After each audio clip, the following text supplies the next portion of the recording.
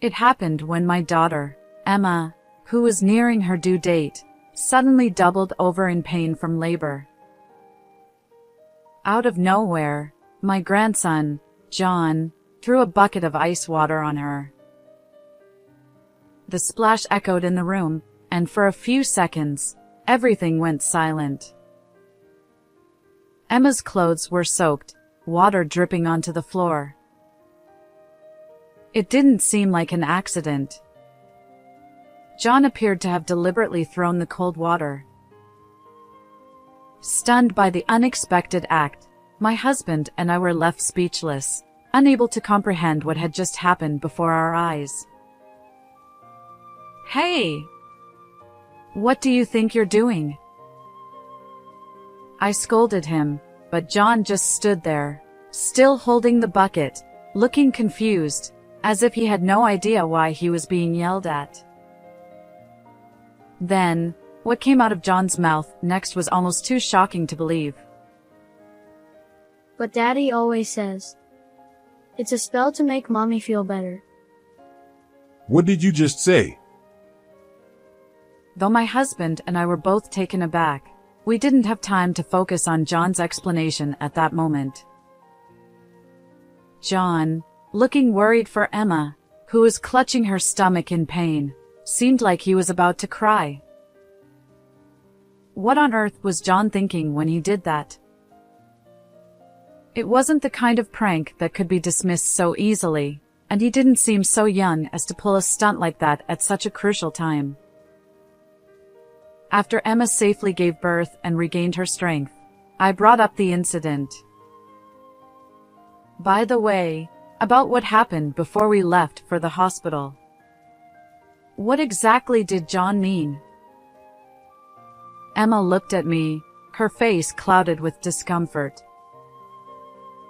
She seemed hesitant to speak, but, seeing the seriousness in my eyes, realized she could no longer hide it. "Mom. Actually..." "My name is Nancy. I live with my husband, Jason. Both of us are retired and enjoying peaceful days together." Nancy, shall we head out soon? Now that we're in our late 60s, even a short outing leaves us more fatigued, and I notice myself getting out of breath after climbing stairs. We've been careful about our diet, but improvements haven't come easily. So, in an effort to combat our physical decline, we recently started going to the gym together. When you think of a gym, you usually picture younger people, but after doing some research, we found that there are plenty of gyms catering to seniors.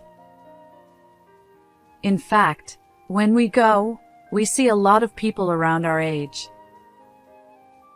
We started going when the mornings and evenings were still chilly, but now that the heat has become intense, we've settled into a routine. As we arrived at the gym and were about to begin our usual workout, we spotted a familiar face. "Oh, Casey, good morning. How are you today?"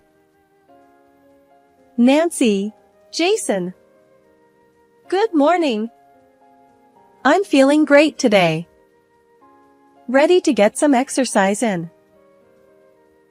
Casey is around our age, and we often enjoy small talk whenever we see each other. We first became acquainted when we were struggling with the gym equipment in the beginning, and Casey kindly showed us how to use it. Since then, we've become good friends, discussing everything from our workout routines to small happenings in our lives. Chatting with always cheerful, smiling Casey gives us a boost of energy. At this age, life tends to fall into a predictable routine, and new friendships are rare. But ever since we took up going to the gym, we feel like we've found a new way to enrich our days. We enjoyed our chat with Casey and continued with our workout. Nancy, shall we head to Emma's house soon? After having lunch and resting a bit, we had come to the gym, but before we knew it, the heat of the day had started to ease. Our daughter Emma, who is currently pregnant with her second child, lives nearby. With her due date approaching, we plan to visit her today to check on her. After working out at the gym, we made our way to Emma's house. As we rang the doorbell, the sound of little footsteps running toward the door echoed from inside. Welcome. Mommy, Grandma and Grandpa are here. Since it was a Sunday, I assumed he had the day off from daycare. Our grandson John greeted us with a big smile. He has Emma's gentle eyes and is an affectionate, charming child. Looking past John, I saw Emma, walking slowly with her large belly, making her way to the door. Dad, Mom. Thanks for coming. How have you been? Of course, we've been doing great. We went to the gym together again today. I know that being pregnant while raising a young child can be quite challenging, but Emma always welcomes us warmly whenever we visit and is thoughtful and kind. Her belly had grown much larger since we last saw her. We were eagerly awaiting the arrival of another grandchild. I suddenly realized that Emma's husband, Harrison, was nowhere to be seen, even though it was the weekend. He must have gone out somewhere. By the way, Emma, is Harrison at the slots again? Emma replied with a vague smile. Yes. I think he should be back soon. According to Emma, her husband Harrison is an elite employee who climbed to an important position at a young age. He's highly valued by his superiors and well-liked by his subordinates. At work, he has the reputation of being a good father, but on the other hand, he has a fondness for gambling and spends most of his days off at the slot machines. Harrison's gambling habit often comes up as a concern in conversations between my husband and me. It's hard to believe that with another baby due any day, he's constantly leaving his wife and young child to go play slots. Does he have any sense of responsibility as a father? Seeing Emma's ambiguous expression, I let out a small sigh. My husband must have felt the same way. He looked at Emma with a mixture of worry and frustration. Is it really okay for him to be going to the slots while you're pregnant? Is he helping out with raising John? Exactly. You know you can always rely on us if anything happens. Even though Emma now has her own family, she's still our precious daughter. If she's going through a tough time, we want to do everything we can to help. She's more than welcome to come back home if needed.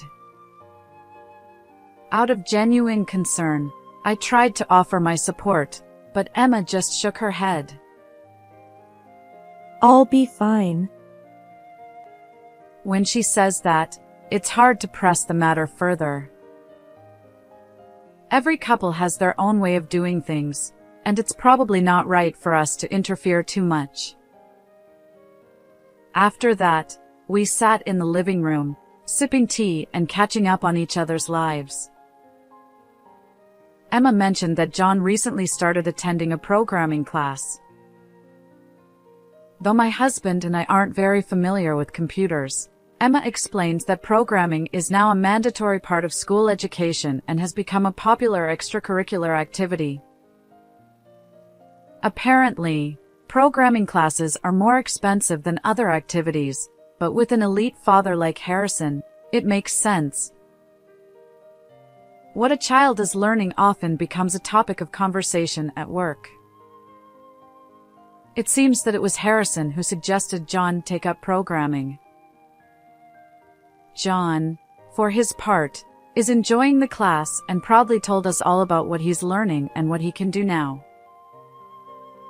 Watching John excitedly talk about it, I couldn't help but wonder if Harrison, who's always out at the slots, was really paying attention to his son's stories. After we'd been talking for a while, I heard the sound of a car door shutting outside. It seemed that Harrison had finally come back from the slots. I'm home. Oh, hello. When Harrison entered the living room, he barely glanced at us before trying to head straight to his room without much conversation. His irritated expression and the way he slammed the door behind him made it clear that his time at the slots hadn't gone well. He acted this way even with us, his in-laws, in the house. One could only imagine how much worse his behavior was when we weren't around. I noticed John clinging close to Emma, carefully watching Harrison's mood. It gave me a glimpse into what things were usually like in this household. Seeing how pitiful Emma looked, I couldn't hold back any longer and decided to speak up. "Hold on, Harrison.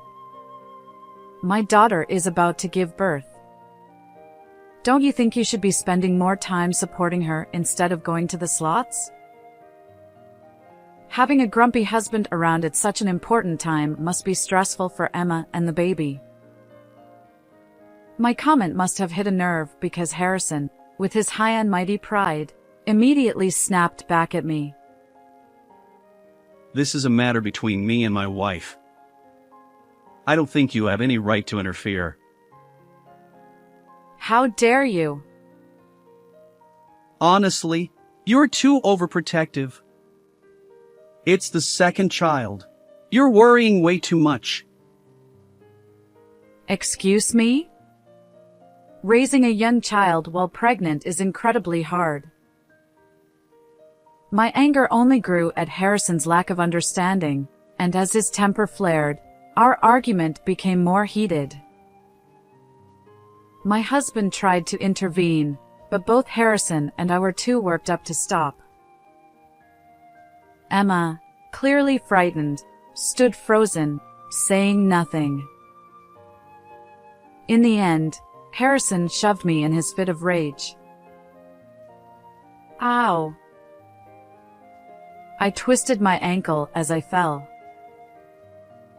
The pain was sharp, and I couldn't stand up. Even seeing me in pain, Harrison didn't apologize. He just shot us a cold glare before storming back to his room. Emma stood there, pale and flustered, unable to do anything but watch us. At my age, even minor injuries take longer to heal. I worried about losing strength if I couldn't move for a while. With my husband's help, I left Emma's house and went straight to the hospital.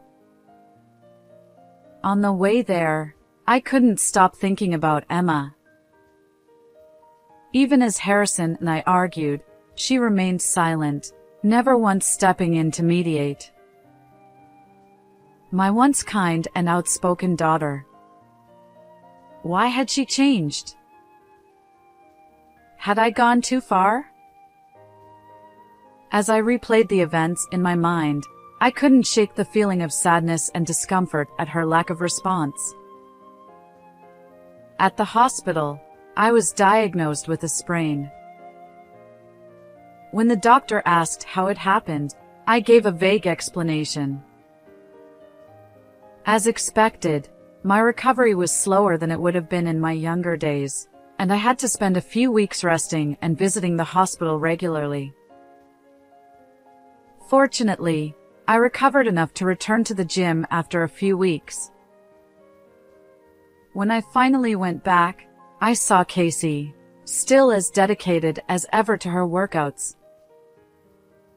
She was surprised when I told her about my injury and expressed a lot of concern.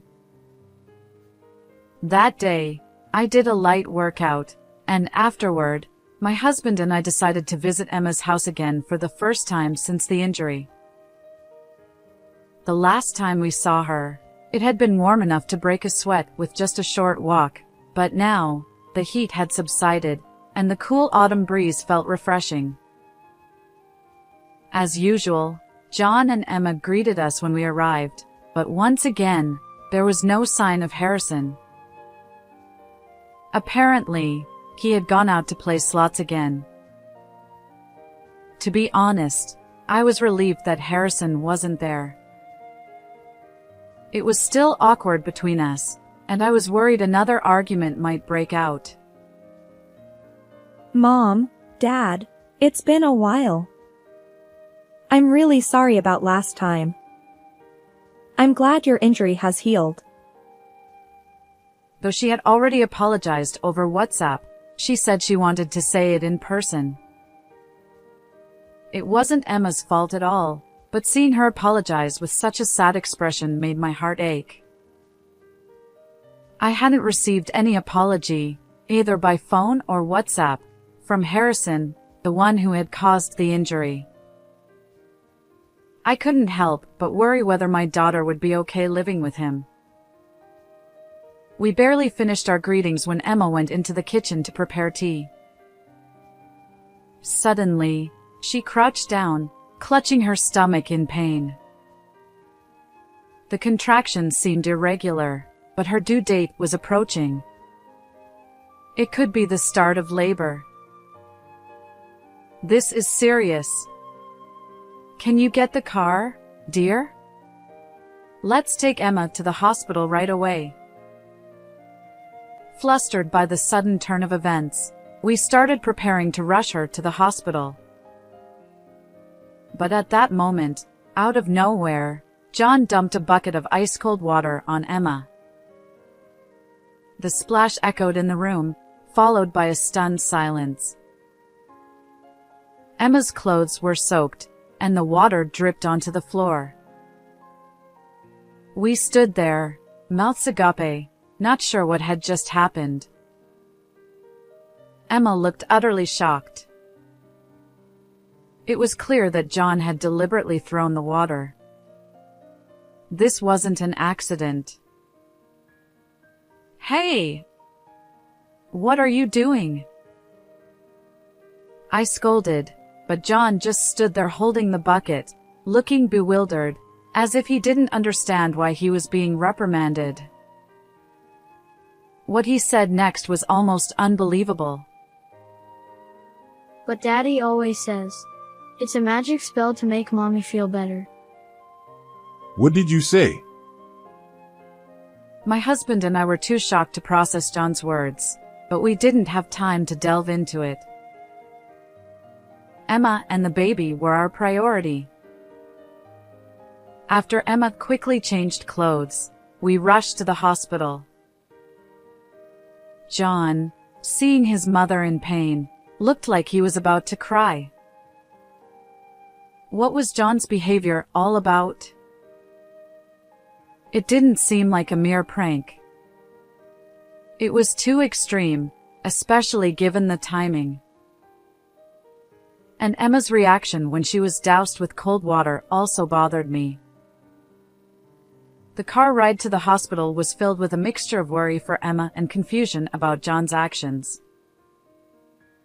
Even though it was her second child, childbirth is always a life-threatening ordeal. For a while, I feared the worst, but Emma eventually gave birth safely to a beautiful, healthy baby who looked just like her. Emma lay in bed, utterly exhausted.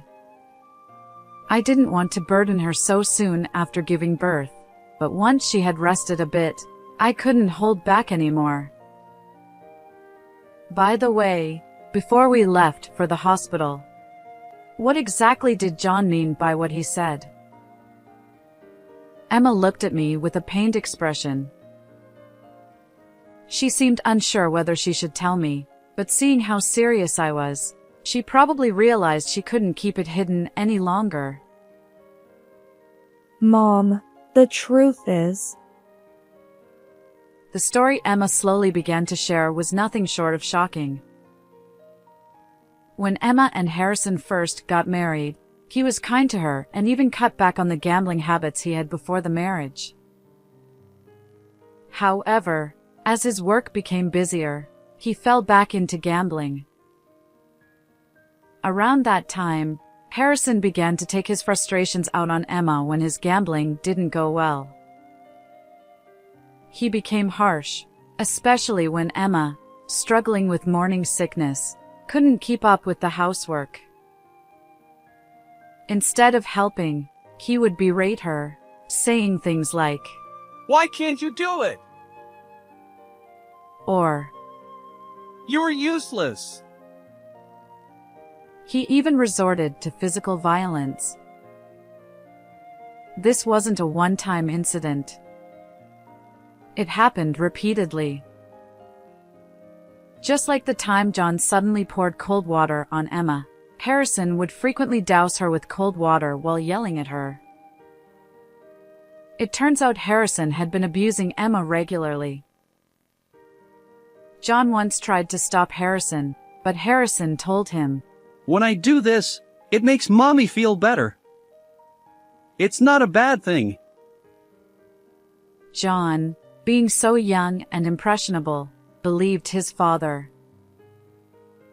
Over time, the constant barrage of negative words drained Emma's will to resist, and she lived in fear.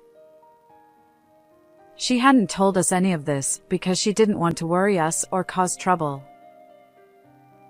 It wasn't until John copied Harrison by pouring cold water on her that Emma realized how harmful this was for their son as well. But at this point, Emma and Harrison were no longer equals in the relationship. She knew that if she spoke up, it would only provoke more violence. After enduring such mistreatment for so long, it was no surprise that Emma couldn't stand up to him. Who knows what might happen if she did? While protecting her unborn child and caring for John, Emma had to endure the abuse.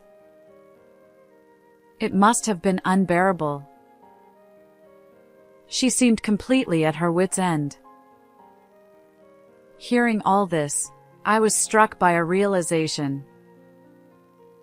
The day I had an argument with Harrison, Emma watched with fear in her eyes. She wasn't just frightened by the argument. She was terrified because of the abuse she had been enduring. How could I have missed that? I deeply regretted not asking more questions when I sensed something was off. How could he? This is absolutely unforgivable. While Emma was in the hospital, we took care of John. I couldn't help but resent Harrison for not even taking care of his own son during such a time.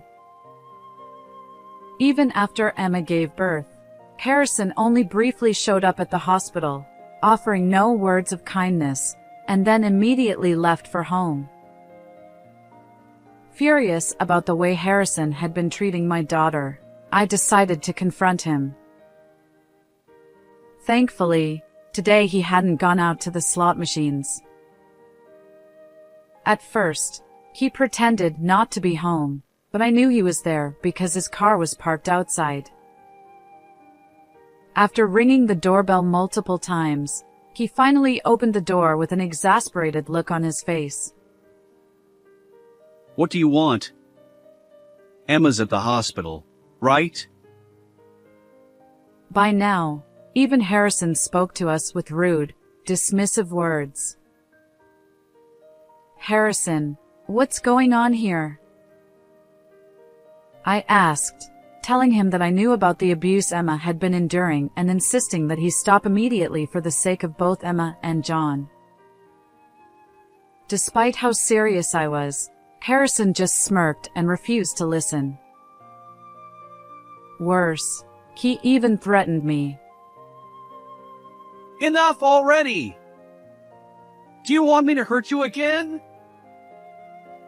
He raised his voice, growing more and more aggressive, as if he were about to hit me. I realized there was no reasoning with him. Continuing the argument would only put me in danger. I decided it would be best to back down for the moment. After somehow calming the situation, I walked home with a heavy heart. As I walked, I thought about what I should do next. I had told Harrison what Emma had confided in me.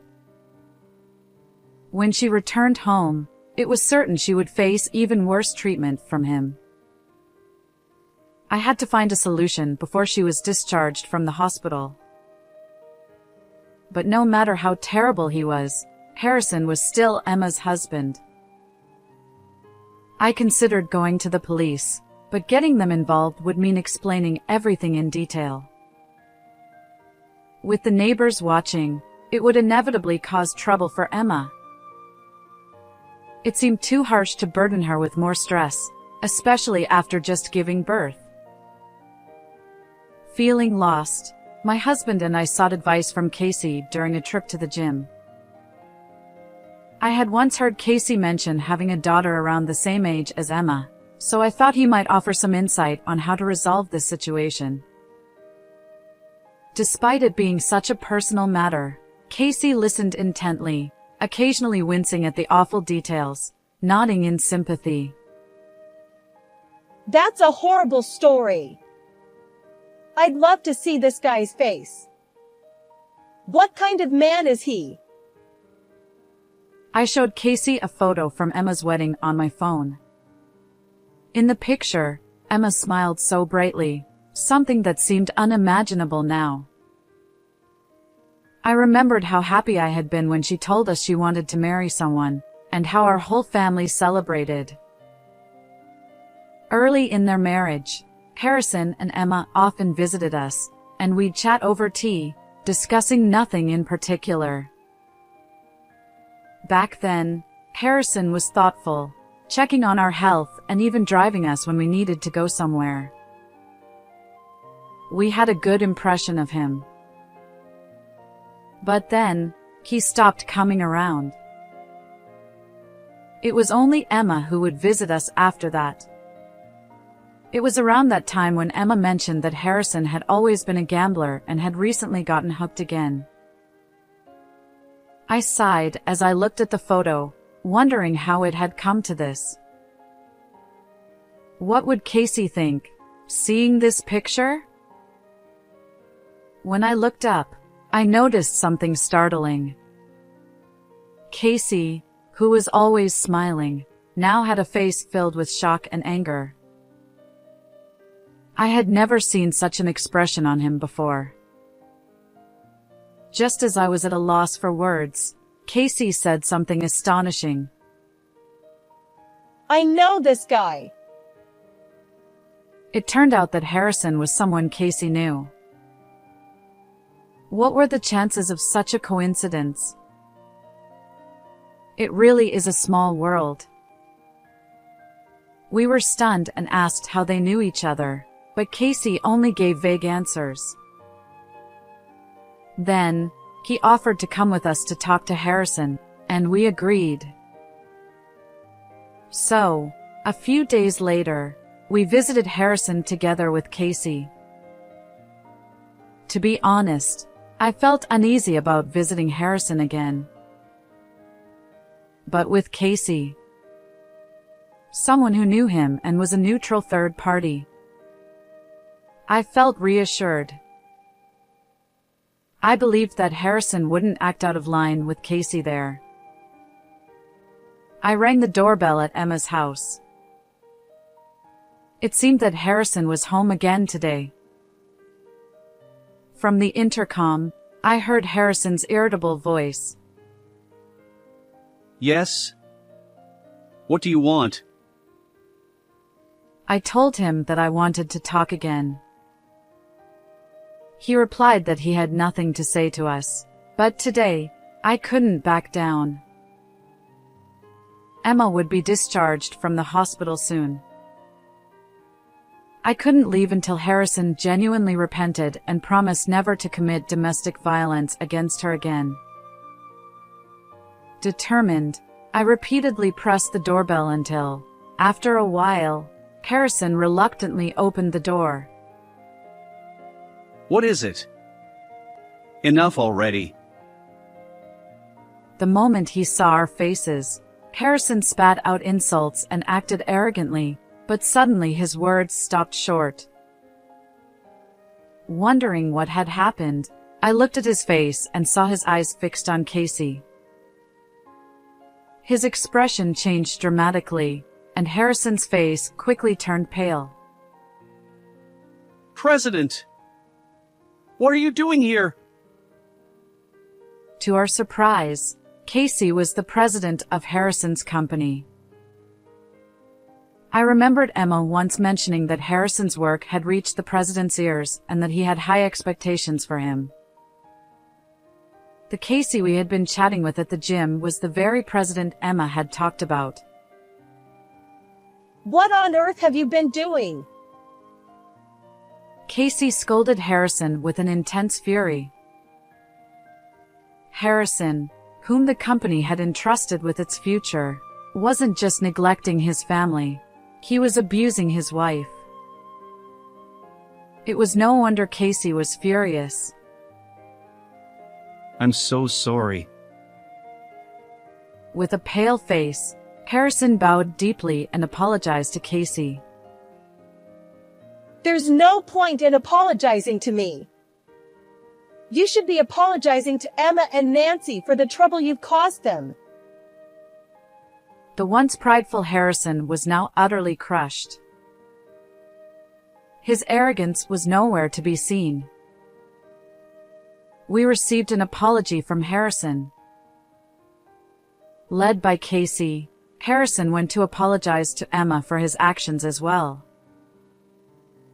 Whether it was sincere or not, being rebuked by the president of his company made it unlikely that Harrison would ever commit domestic violence against Emma again. I was truly relieved. Word of Harrison's abuse spread throughout the company, leading to his demotion. Abandoned by his president, his prospects for promotion became hopeless. Unable to handle the shame from his colleagues, Harrison eventually quit the company. Afterward, Emma divorced Harrison.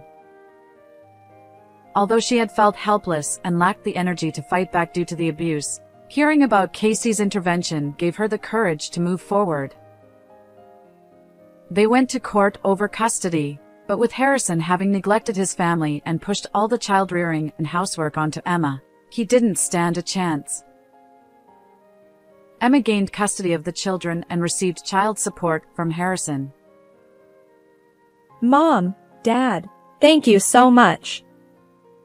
Thanks to you, I'm able to live peacefully now.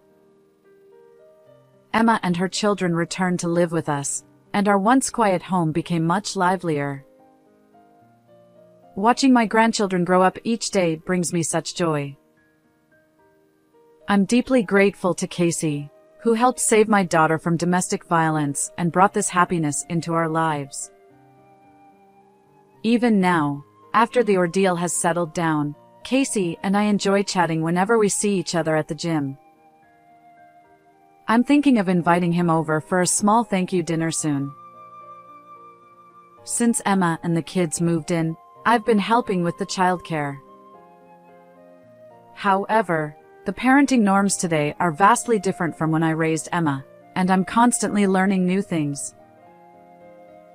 For example, in the past, it was said that holding a baby too much would spoil them, but now it's recommended to hold them as much as they want to meet their needs. Back then, we used to soften food for babies by chewing it before feeding them, but now it's discouraged because of the risk of passing on cavity-causing bacteria. With Emma's guidance, I'm rediscovering the joys of raising children. Emma's mood has also brightened considerably since she left Harrison. She's always been a cheerful and lively person by nature. I'm so glad to see her return to her true self. She mentioned how grateful she is that her children no longer have to tiptoe around Harrison and can live freely. Spring had arrived, and the cherry blossoms were in bloom, signaling the end of a long and painful autumn and winter for Emma. Recently, she told me that she's found someone who truly understands and supports her. He has been a source of comfort to her after the emotional toll of the divorce, and he adores the children as well. I can't help but hope that this time, Emma will build a happy family. That's the end of today's story. How did you like it? Don't forget to subscribe to the channel. I'll see you in the next video.